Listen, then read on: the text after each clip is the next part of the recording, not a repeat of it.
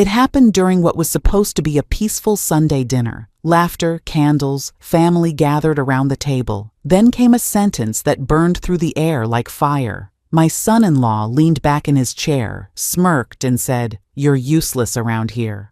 My own daughter didn't speak. I didn't argue. I just folded my napkin and smiled. Some lessons don't need words. They need timing. And I had all the time in the world. You won't believe what happened after that dinner.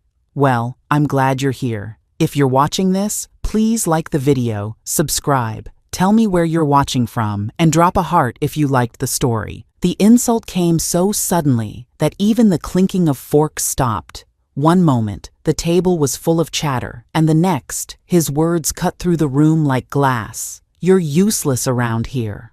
It wasn't loud. It didn't need to be. The tone alone was enough to turn every head. My daughter froze, pretending to focus on her plate. My grandson dropped his fork. I didn't move. I just sat there, staring at the steam rising from my teacup, feeling it cool as his words sank in. It wasn't the first time he had been cruel. He had always been sharp with jokes that carried too much truth, comments that poked at my age, my habits, my presence. But this was different. This was public. This was meant to humiliate. The silence that followed was heavy. I could feel everyone waiting for me to react, to cry, to argue, but I didn't. I folded my napkin neatly, placed it beside my plate, and sipped the last of my tea. There was something about that moment, the calm after humiliation, that gave me more clarity than any fight ever could. My daughter looked away, pretending to collect dishes as if ignoring it would erase it. Her husband leaned back in his chair, smug, confident, sure he had won something. I wondered what kind of man felt proud, insulting an old woman who had done nothing but give. He didn't know that I had heard worse before. Life teaches humility in many forms. But what he didn't realize was that I had something stronger than pride: memory. And memory, when paired with patience, becomes the sharpest form of justice. I stayed until dessert, though no one touched it. The laughter never returned. My presence felt like a stain on their evening, but I didn't care. I wanted him to believe I was harmless, powerless, irrelevant. People like him always underestimate quiet women. When the night ended, I kissed my grandson on the forehead, picked up my coat, and walked to my room. Behind me, I could hear them whispering, her apologies, his arrogance. I didn't listen. I had already started thinking, calmly, carefully. What he didn't know was that everything they had, the house, the mortgage, the safety net, existed because of me. My late husband and I had signed every loan paper to secure their future. They called it help. We called it love. Now it felt like a trap I had built with my own hands. As I reached my room, I looked at the framed photo of my husband on the wall, his calm eyes, that steady look that once said, "Handle things quietly." I smiled faintly. I already knew what I'd do next. I didn't need to shout or curse. I didn't need revenge served hot. I needed patience, paperwork, and one phone call. That night, while they slept upstairs, I sat by my window and watched the lights from their house glow softly against the dark sky. Those walls, they treated me like a burden inside. I was about to remind them who had built the roof that sheltered their arrogance. The insult didn't break me. It revealed how much power I'd forgotten I still had. I wasn't useless. I was the foundation they were standing on. They just needed a little reminder. Long before that dinner table insult, everything they owned had passed through my hands first. The house they sat in, the chairs they leaned back on, even the plates that carried their food, all of it had once belonged to me and my husband. After he passed, I used what was left of his pension and savings to help my daughter and her husband buy their first home. They were young, struggling, and I wanted them to have stability. It felt right at the time. I thought giving meant belonging. I was wrong. When the bank asked for a guarantor, I didn't hesitate. I remember sitting in that office, signing my name beside theirs. My hands shook a little, but I told myself it was worth it. My husband had always said, family is investment, not expense. So I invested.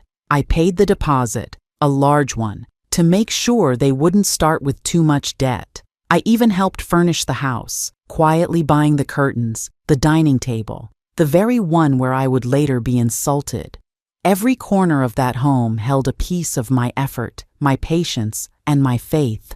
I never once mentioned it to them after they moved in. I didn't remind them of the money or the signature. I didn't want to be the mother who kept score. My daughter often said, "Mom, you're too generous." I used to smile and think generosity built love. Now I see it built entitlement. When I moved in with them years later, it wasn't because I needed shelter. It was because I thought they needed me. My daughter was pregnant then, and her husband was always working late. I cooked, cleaned, ironed, and made sure my grandson grew up with warmth around him. I never complained, even when my knees hurt or when they went out for dinners and left me eating alone. I told myself they were busy. I told myself love doesn't always say thank you. But slowly, I began to see the difference between love and use. My daughter's tone changed. It became shorter, colder. Her husband stopped pretending to be polite. I went from being mom to being her.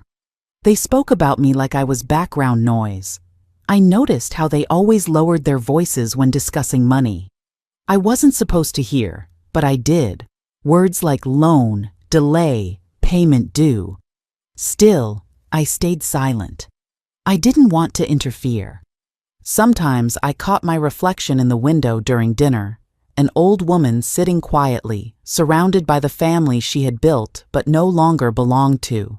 I used to think growing old meant becoming invisible to the world. I didn't realize it could also mean becoming invisible in your own home. Even then, I never blamed them fully. Life changes people. Stress changes tone. Bills change priorities. But the night he called me useless, something snapped. Because that word, useless, carried everything I tried to prevent. It wasn't about my hands or my age. It was about value. He believed I had none. And yet, his whole life rested on what I had built. My name was still on that mortgage. My money had paid the deposit. My late husband's pension had cleared their first renovation loan. Even their car had been financed under the family trust we created years ago. They had no idea that without me, everything they owned would crumble.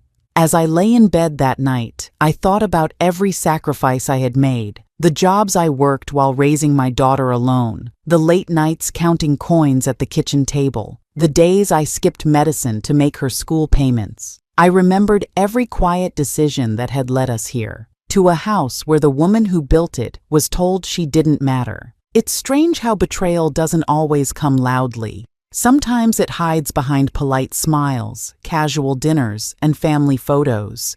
You don't see it until it's already sitting across the table, calling you names. That night, I decided I wouldn't just survive it. I would show them that usefulness isn't measured by chores, but by control. And the truth was simple. My control was on paper, under ink, protected by law. They had forgotten who owned the roof above their heads.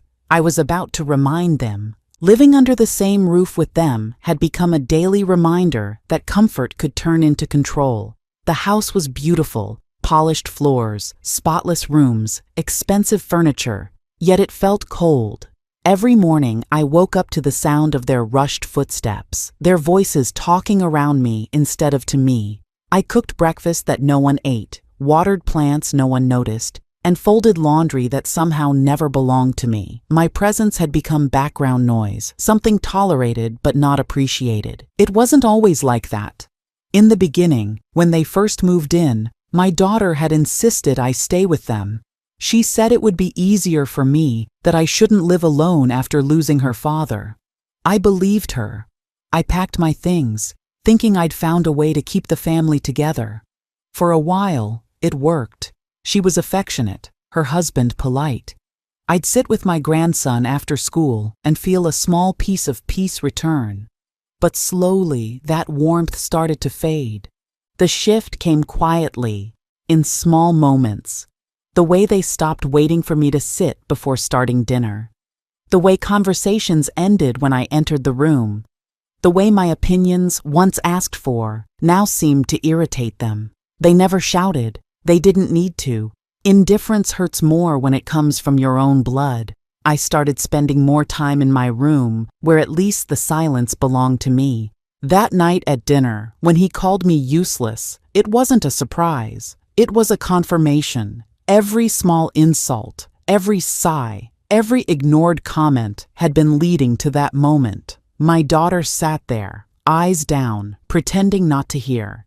She didn't defend me. That silence was louder than his insult. I realized then that I wasn't living in my home anymore. I was living in their version of it.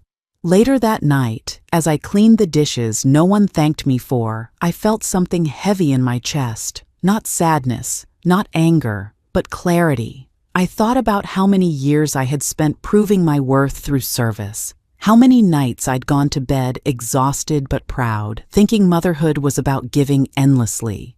But when you give without boundaries, people start believing it's their right to take.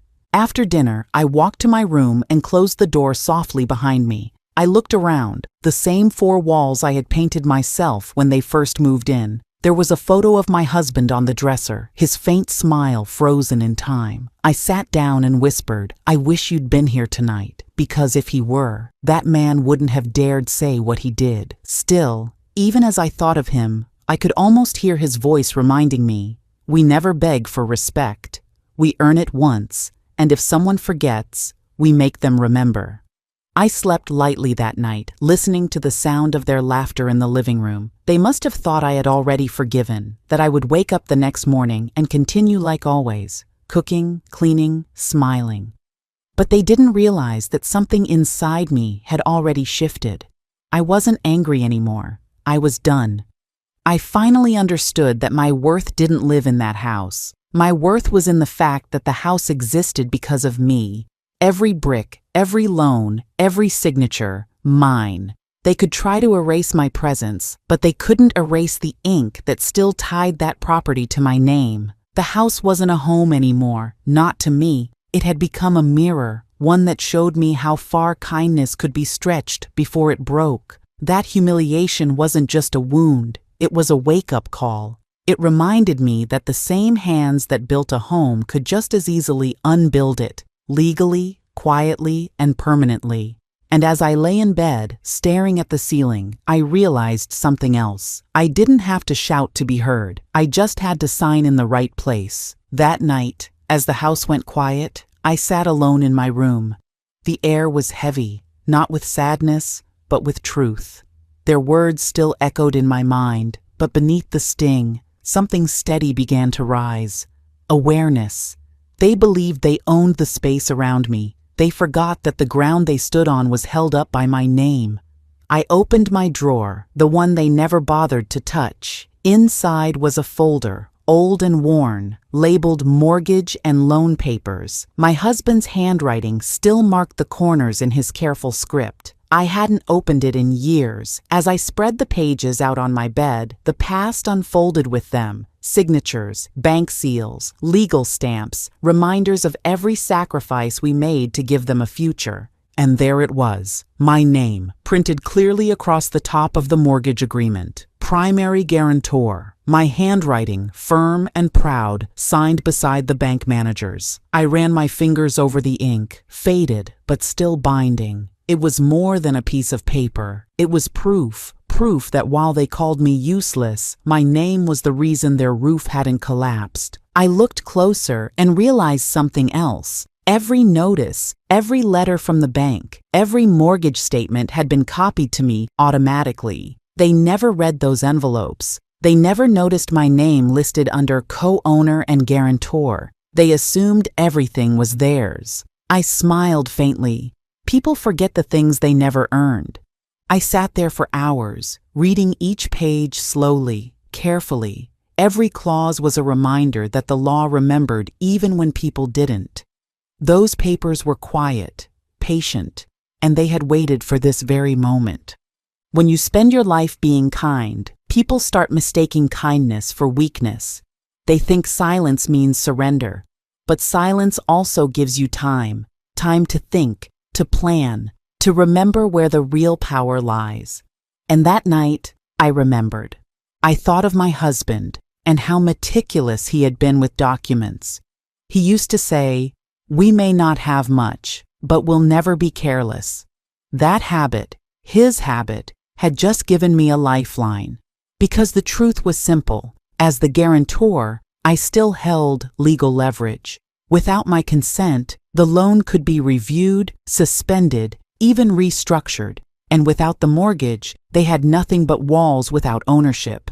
I didn't feel anger anymore. I felt focus. I wasn't going to yell or throw accusations. I would let the ink speak. I knew that a signature made in patience lasts longer than words made in anger. As I filed the papers neatly back into the folder, a small thought crossed my mind. They had treated me like I was in their way. Tomorrow, they would realize I was the one standing between them and their comfort. It's strange how a single piece of paper can hold more weight than years of affection.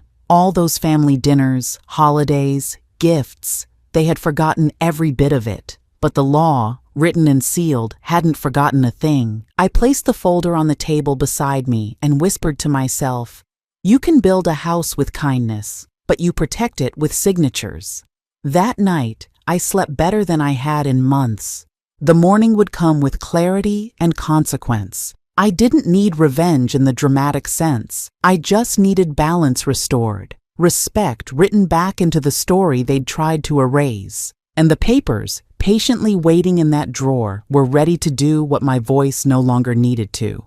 The morning light came slow through the curtains, soft and golden, but my mind was already wide awake. I didn't rush for breakfast or pretend to move through my usual routine.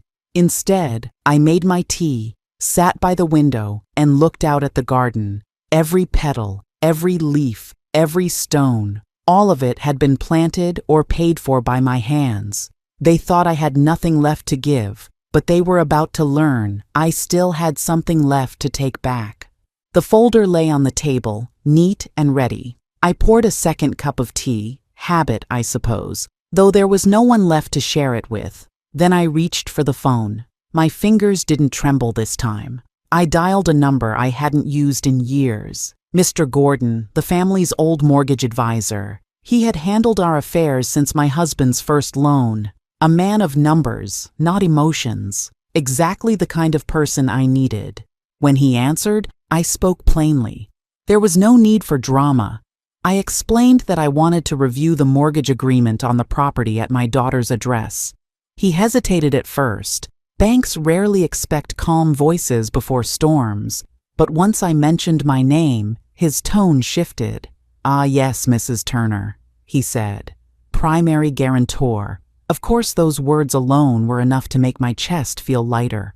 The world had treated me like background noise for so long, but the law still remembered the sound of my name. I told him I wanted to pause all authorizations tied to my guarantee until further notice. He warned me it could create temporary payment complications. I said that was precisely the point. I wasn't trying to punish them, not yet, but I wanted them to feel the weight of dependence, to see what life looked like without my quiet support propping up their comfort. He made the changes efficiently, his voice clipped and professional. When he finished, he asked if I wanted confirmation by post or email. I told him both.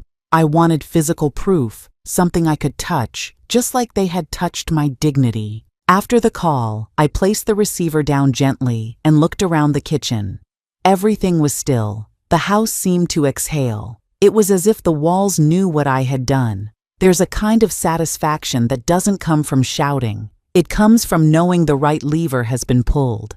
I didn't tell anyone about that call. I didn't need to. I went about my day as if nothing had changed. I watered the plants, folded the linens, made dinner for one. But underneath the quiet, there was a pulse, steady and certain, that something had begun.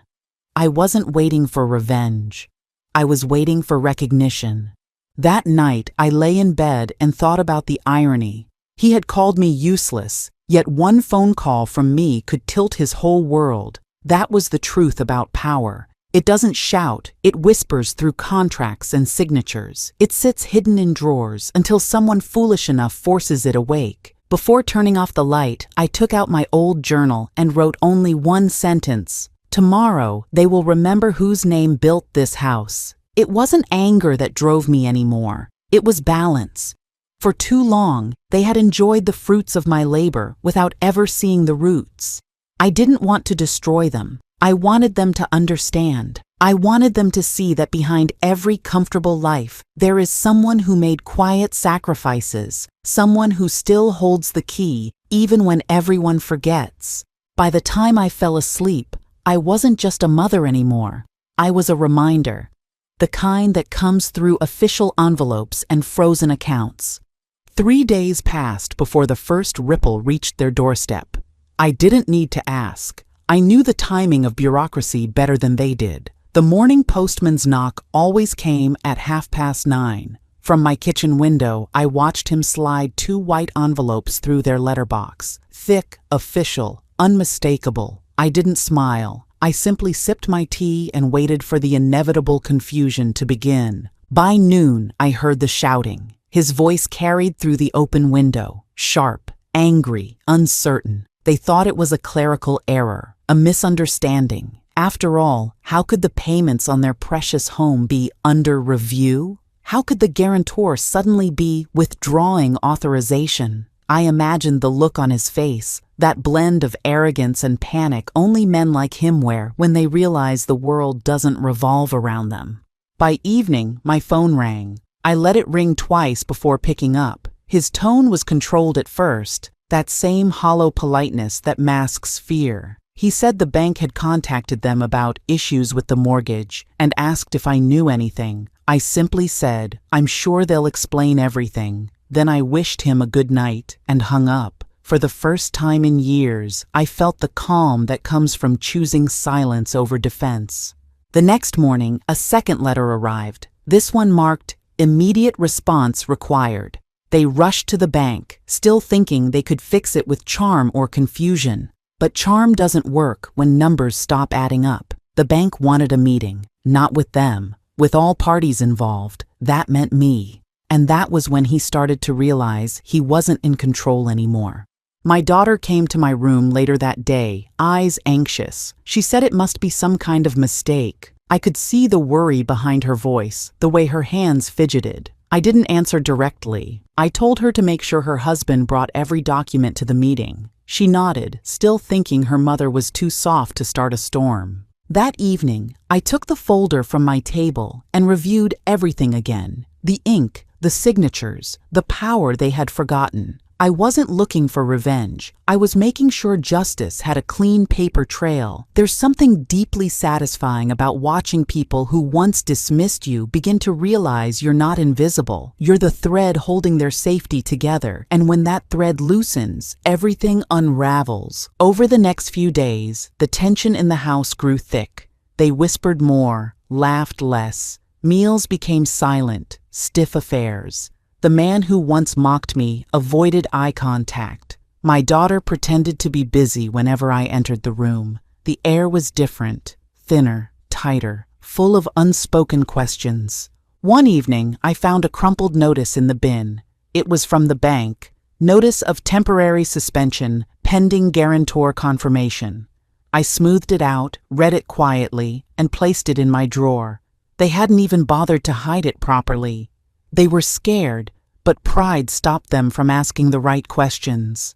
That night, I stood by the window and looked at the lights glowing across the street. Every family in those houses probably thought their peace was permanent, that once you sign the papers and paint the walls, the home belongs to you forever. But peace, like ownership, only lasts as long as respect does. The moment respect leaves, everything becomes temporary. By the 4th day, the cracks had spread beyond the house. Their calls from the bank became more frequent. Their laughter disappeared entirely. I didn't interfere. I didn't boast. I didn't even ask. I just lived normally, the way they never expected I could without their permission. The final letter arrived on a Friday. A formal notice calling all co-signatories to attend a joint review meeting. The date was printed clearly. Monday, 10 a.m. I folded the letter carefully, placed it in a clean envelope, and slipped it into my handbag. I didn't tell them I had received mine too. I wanted them to wonder. I wanted them to feel, just for a few days, what it's like to live uncertainly, to wait for answers that might never come. The quiet revenge had begun, not through anger, not through words, but through the slow, steady power of consequences. The world was finally reminding them that I wasn't useless, I was essential. Monday morning arrived with a calmness that felt almost deliberate. I woke up early, dressed neatly in my soft gray coat, the one my husband always said made me look dignified. I packed the folder carefully into my handbag and took a slow breath. This wasn't a day for emotion, it was a day for confirmation. The kind of day when truth no longer needed words, it only needed signatures. At exactly 10 o'clock, I walked into the bank. The air was cool, sterile, professional. The loan officer, a young man in a navy suit, recognized my name and immediately guided me to the meeting room. My son-in-law was already there, red-faced, restless, his tie pulled too tight. My daughter sat beside him, trying to hold her composure. The arrogance that used to fill the room whenever he spoke was missing. Instead, there was unease, a quiet understanding that the balance of power had shifted. The officer began with the standard procedures, shuffling through a thick pile of papers. Every word he said was factual, detached, almost surgical. Due to the guarantor's withdrawal of consent, we must review the validity and security of the mortgage arrangement. He looked up briefly, his tone neutral. Mrs. Turner, as the primary guarantor, you are within your rights to pause payment authorization pending reevaluation. I nodded once. My son-in-law turned towards me, eyes narrowed, searching for sympathy. There was none. He mumbled something about misunderstanding, about how it was just a mix-up.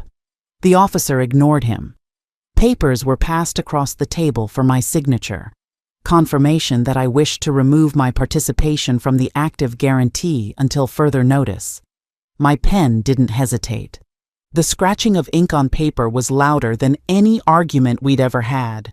Every stroke was a statement. I wasn't part of their chaos anymore. When the officer finished, he slid the documents back into his folder. With this, he said, the guarantor's liability is suspended. The primary borrowers are now fully accountable for ongoing payments. For a long second, silence filled the room. My son-in-law looked as though the floor had disappeared beneath him. His confidence, the smug certainty he carried at every dinner, had drained out completely. My daughter's hands trembled in her lap. I didn't gloat.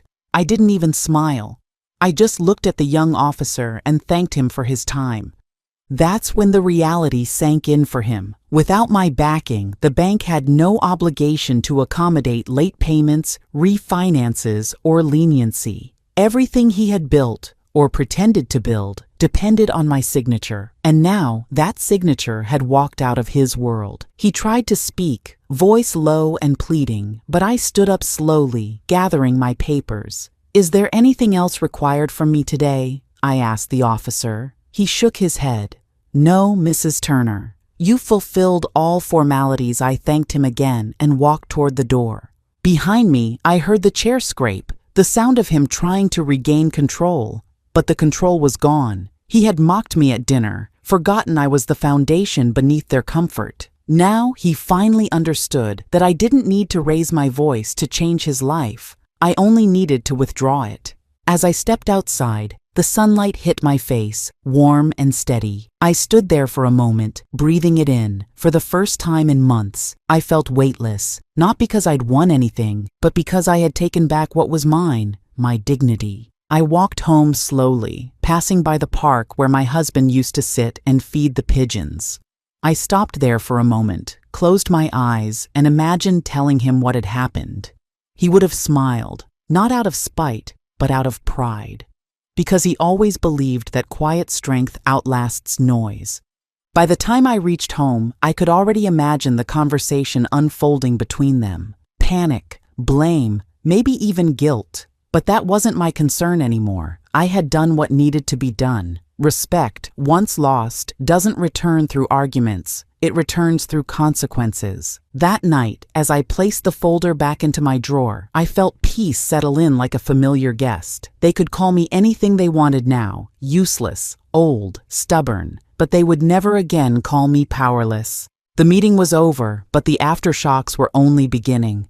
By midweek, the calm mask my son-in-law wore had cracked. The bank had contacted him again, this time not with requests, but with warnings. Missed payments, hidden refinancing attempts, and multiple red flags on his account had surfaced. Everything he'd been juggling in silence was now being laid bare. For years, he'd walked around with the confidence of a man untouchable, but now the truth was picking him apart, piece by piece. I didn't have to lift a finger. The documents did it for me. Each letter that arrived carried the weight of accountability, the kind he had escaped for too long. My daughter, who once believed her husband's every word, began to see the cracks herself. Her eyes looked different, softer, uncertain, heavy with shame. The illusion was gone. Their stability had been built on borrowed lies and my name. Without me, everything began to collapse exactly as it should. That Friday, another meeting was called, this time at the mortgage branch's main office. I attended without a word of complaint. When I entered the room, he was already there, his confidence stripped away, his voice small. The advisor looked tired but firm, his stack of papers growing thicker with every new revelation. He read aloud the findings: missed payments, unauthorized credit extensions, and an attempt to refinance using my guarantee as collateral. Each word struck like a hammer. My daughter's face turned pale. She looked at him, not at me, searching for denial, for explanation, but none came. He stared at the floor, knowing there was nothing left to defend. The advisor turned to me next, asking if I wished to proceed with full detachment from the mortgage. I nodded. He slid the final document across the desk. With one signature, I removed myself from their debt entirely and transferred my obligations to the bank's control. It meant the loan now rested solely on him. I could walk away free, but he would stay chained to every decision he made in arrogance. When the pen left the paper, I didn't feel triumph. I felt release. Years of swallowing pride, of being treated as a burden, ended in a single signature. I stood up slowly, folded my copy of the document, and thanked the advisor for his time. My daughter whispered something, maybe apology, maybe disbelief, but I didn't stop to listen. Some lessons must be learned in silence. By evening, the calls started. First from my daughter, then from him. They wanted to explain, to plead, to twist. I turned off my phone and sat quietly in the living room. For once, I wasn't angry. I was calm, because the truth was now public, documented, undeniable. The same man who once called me useless was now being called in by debt collectors, lawyers, and the same bank that once smiled at his arrogance. The next morning, a courier brought a letter. Confirmation that all my ties to their loan had been legally severed. The bank now held him responsible for every payment, every interest charge, every error. I placed the letter neatly in my drawer beside my husband's old watch. It felt symbolic, a reminder that quiet people still hold power if they choose to remember it. In the weeks that followed, their home grew quieter. My daughter came to visit once, standing awkwardly at my door. She looked older, smaller, worn down by the weight of truth. I offered her tea, and she accepted. We didn't talk about what happened. We didn't need to. Some understandings grow best in silence. As for him, the man who once laughed at me, I never saw him again. The house he bragged about soon went up for sale. His business folded, and though some called it bad luck, I knew better. It wasn't luck. It was consequence, finally catching up to arrogance. That night, I sat by my window, looking at the streetlights flickering through the fog. For the first time in a long time, I felt something close to peace. Not joy, that's too bright a word, just peace. The kind that comes when you no longer have to prove your worth to anyone. He had called me useless once, but the truth had proved otherwise. I hadn't shouted, fought, or begged. I had simply reminded the world, and him, that silence backed by paper speaks louder than any man's insult. It happened 3 weeks later, just as the evenings had started to grow cold. I was sitting by the window, sewing a loose button on my cardigan, when I heard it. 3 slow knocks at the door. Not hurried, not angry, careful, uncertain. The kind of knock that carries guilt instead of confidence. I already knew who it was before I even stood up. When I opened the door, it wasn't the voice of arrogance that greeted me. It was my son, not his wife, not his excuses, just him. He stood there, shoulders heavy, eyes sunken, clothes unkempt. For a moment, I saw the boy I once raised, not the man who had let someone else speak for him. Behind that tired face was something new, humility, maybe even shame. He asked if he could come in, and I nodded. I didn't offer words. I didn't need to. He followed me into the kitchen, sat at the table he once mocked as old-fashioned, and kept his eyes down while I poured the tea. The same hands that had once pointed in irritation were now trembling slightly against the cup. He started to speak, but I stopped him with a small gesture. I wasn't interested in apologies rehearsed under pressure. I'd lived long enough to know the difference between guilt and understanding, and what I wanted was neither. What I wanted was awareness. I wanted him to finally see the cost of what he'd allowed. He said the man was gone. His wife had left him, unable to face the mess they'd created together. The house, that precious home they'd once called their kingdom, was being sold to cover the arrears. He spoke softly, like someone trying not to break mid-sentence. I listened quietly, my hands folded in my lap. When he finished, there was nothing left to say. I didn't tell him that I already knew the details. The bank had sent me copies of the proceedings. I had even seen the valuation papers and sale listings, but I kept that to myself. There was no need to remind him how completely the power had turned. He already felt it in every word he struggled to speak. After a long silence, I asked him if he'd eaten. He shook his head. So I brought out 2 plates. Simple food, warm and honest. We ate quietly, the clock ticking between us. No anger, no lectures, just 2 people who had finally run out of pretense. When he stood to leave, I walked him to the door. He looked back, eyes wet, voice cracking. He thanked me, not for what I'd done, but for what I hadn't done. I understood what he meant. I hadn't humiliated him, hadn't shouted, hadn't dragged him through the same cruelty he once gave me. I had simply let consequence do its job.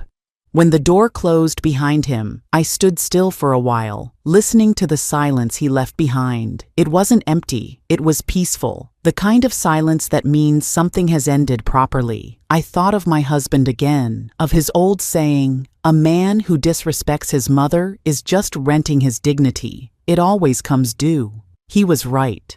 Later that night, I looked through the documents one last time before locking them away.